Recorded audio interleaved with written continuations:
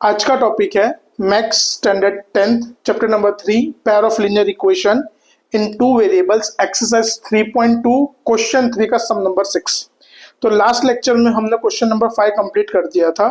आज एक्सरसाइज का जो लास्ट क्वेश्चन है क्वेश्चन नंबर 6 उस पर ध्यान देते हैं। तो देखो क्वेश्चन नंबर 6 में क्या दिया हुआ है, 5 years hence the age of a Jacob will be 3 times that of his son। अब देखो यहाँ पे सबसे पहले दो लोगों की बात हो रही है, जैकब और उसके बेटे की, जैकब एंड हिज सन। देखो यहाँ पे कौन कौन है, जैकब है और सन है, दोनों की बात हो रही है। अब यहाँ पे दोनों की क्या बात हो रही है, एज की बात हो रही है। दोनों की क्या बात हो रही है, एज की। अब यहाँ पे बोला क्या, 5 years hence। 5 years hence मतलब क्या, आज से 5 साल के बाद। हेंस का मतलब क्या होगा, आज से 5 साल के बाद। अगर सपोज करो कि मैं बोलूं कि अगर किसी की प्रेजेंट एज 20 है तो 3 years hence कितनी होगी, मतलब 3 साल के बाद कितनी होगी, 23। तो यहाँ पे वही बात हो रही है कि अगर 5 years hence the age of Jacob will be 3 times that of his son। मतलब अगर हम लोग दोनों की, फादर और सन की 5 साल बाद की एज को कंपेयर करेंगे, क्या करेंगे, फादर और सन की 5 साल बाद की एज को कंपेयर करेंगे, तो जो फादर होगा सन के कंपैरिजन में 3 टाइम्स, कितने टाइम्स बड़ा होगा, 3 टाइम्स बड़ा। ये पहला स्टेटमेंट है हमारे पास। दूसरा स्टेटमेंट क्या दिया है, 5 years ago। अगो मतलब क्या, पहले, मतलब आज से 5 साल पहले की बात हो रही है। किसकी बात हो रही है, पहले की बात हो रही है।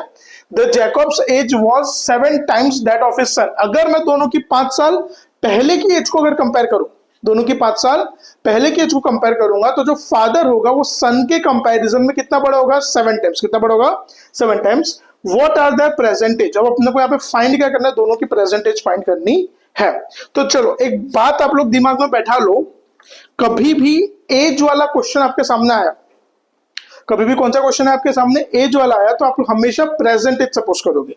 क्या सपोज करोगे, प्रेजेंट एज। तो हम लोग देखो यहाँ पे दो लोग हैं, जैकब और सन। तो हम लोग क्या फादर और सन के फॉर्म में सम को सॉल्व करते हैं। तो सबसे पहले क्या करते हैं, suppose the present age of father is x years। चलो मान लो फादर की प्रेजेंट एज कितनी, x years। Then the present age of son is y years। और सन की कितनी एज है हमारी, y years। मतलब फादर की प्रेजेंट एज को क्या लिया मैंने, x, और सन की प्रेजेंट एज को मैंने क्या लिया है, y। कभी भी एज का क्वेश्चन होगा तो आप हमेशा प्रेजेंट एज ही सपोज करोगे। अब चलो पहला स्टेटमेंट क्या दिया है, 5 years hence the age of father will be 3 times that of his son। तो आज से 5 साल बाद, hence मतलब आज से 5 साल बाद। अब अगर आप लोग ध्यान दोगे तो हमारे पास अभी दोनों की खाली प्रेजेंट एज है, हमारे पास फादर की भी प्रेजेंट एज है, सन की भी प्रेजेंट एज है। तो सबसे पहले हम लोग यहाँ पे दोनों की 5 साल के बाद की एज फाइंड करेंगे।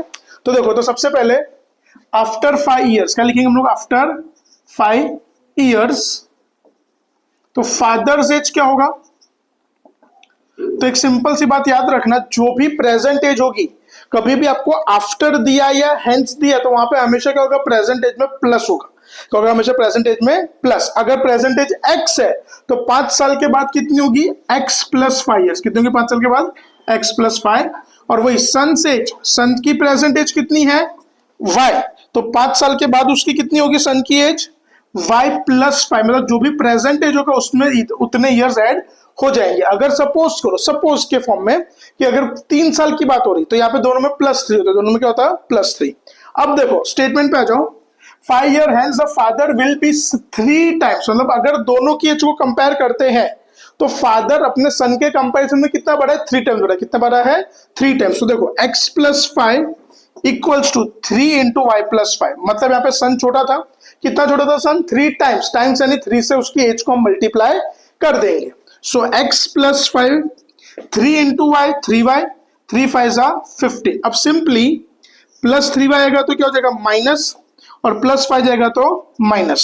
सो x - 3y equals to 10 and that is our equation number 1। ये क्या बना हमारा इक्वेशन नंबर 1। अब सेकंड स्टेटमेंट देखो, सेकंड स्टेटमेंट में क्या दिया है, 5 years ago father was 7 times as old as son। मतलब अगर हम लोग दोनों की 5 साल पहले की एज, जैसे ये हमने फ्यूचर की एज उसकी बात की, जो वैसे ही अगर हम लोग दोनों की पहले की एज को कंपेयर करेंगे तो दोनों की जो फादर की जो एज होगी वो 7 टाइम्स होगी। सन के कंपेरिजन में कितने टाइम्स होगी? 7 टाइम्स। तो सबसे पहले हमको यहाँ पे दोनों की 5 साल पहले की एज फाइंड करनी पड़ेगी। तो पहले अपने लिखेंगे 5 years ago। तो सबसे पहले क्या है यहाँ पे फादर्स एज। तो फादर्स एज क्या, देखो प्रेजेंट एज अगर x है तो 5 साल पहले, तो कभी भी आप लोग पहले की अगो की एज करोगे तो वो हमेशा प्रेजेंट में से क्या होगा? माइनस होगा। वो हमेशा प्रेजेंट में से क्या होगा? Minus. So that will B x minus 5 years and son's age that will B y minus 5 years। अब देखो फिर क्या बोला? Father was 7 times. तो अब चलो कंपेयर करें तो x minus 5, सन इस बार कितना छोटा है? 7 टाइम्स। तो सन की एज को हम किससे मल्टीप्लाई करेंगे भाई? 7 से। किससे मल्टीप्लाई करेंगे? 7 से।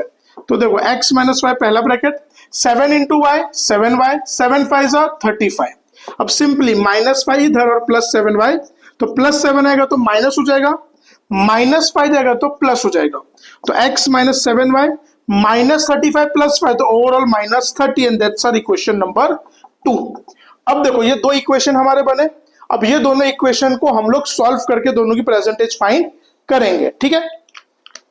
अब देखो हमारे दो इक्वेशन कौन कौन से? पहला इक्वेशन है x minus 3y equals to 10, दूसरा है x minus 7y equals to -30। तो ये दोनों इक्वेशन को हमको सब्स्टिट्यूशन मेथड से सॉल्व करना है। तो देखो सबसे पहले हम लोग क्या करेंगे? -3y को उस साइड भेजेंगे, तो 10 + 3y। तो ये हमारा x मतलब x हमारा सब्जेक्ट बन गया। अब जो x की वैल्यू है वो हम कहां पुट करेंगे? सेकेंड इक्वेशन में। तो हमको लिखने का putting the value of x in equation 2। So x minus 7y equals to -30। x की वैल्यू यहाँ पे क्या है? 10 + 3y - 7y equals to -30।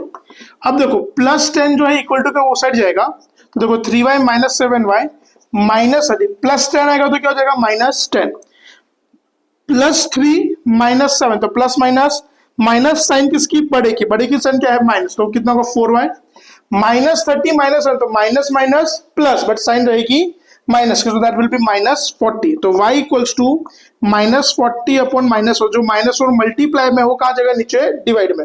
Minus minus cut, 4 1 4 10। So y equals to 10। तो चलो y की वैल्यू क्या है? 10।